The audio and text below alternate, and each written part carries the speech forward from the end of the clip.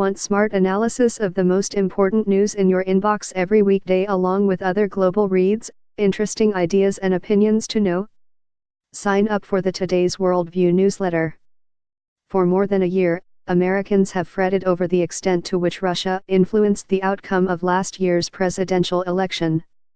A special counsel probe into Russian meddling continues to roil politics in Washington and may yet ensnare more figures linked to the Trump administration.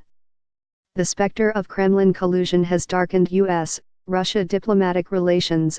The proliferation of Russian bots on social media platforms such as Facebook and Twitter has led to difficult reckonings within U.S.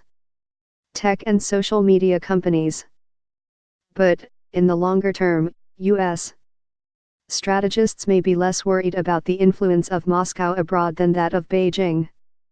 On Wednesday, Sen. Marco Rubio, RFLA, convened a hearing on the long arm of China, focusing on China's capacity to launch influence operations abroad to gain leverage over democratic rivals. We have a lot of discussion of Russian interference in our elections, but the Chinese efforts to influence our public policy and our basic freedoms are much more widespread than most people realize, Rubio told my colleague Josh Rogin ahead of the session. The discussion was timely.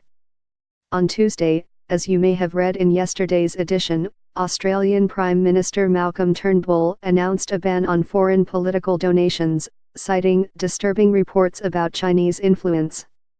These include the allegations surrounding Sam Dastyadi, a Labour Party senator accused of endorsing China's controversial actions in the disputed South China Sea, against his party's platform, in return for support from donor Huang Xiangmo, as the Post's Simon Denier wrote.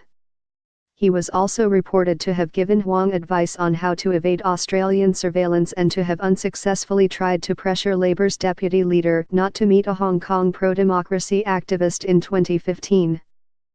On Wednesday, attention in Australia centred on a Chinese letter calling on Australian Chinese to vote against the ruling Liberal Party. Its origins, though murky, appeared to have some connection to an agency within the Chinese Communist Party.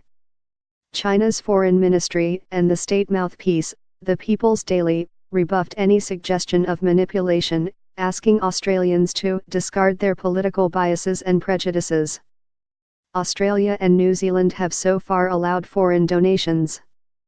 But the growing clout of China, which retains huge economic interests in the antipodes, is causing alarm.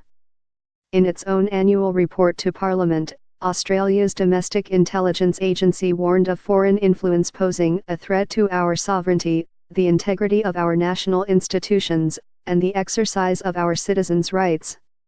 In September, a comprehensive report by New Zealand academic Anne-Marie Brady on Chinese soft power, there including Chinese patronage networks reaching into the political elite and the use of the country's dairy farms to test Chinese satellites, shook up New Zealand's election campaign.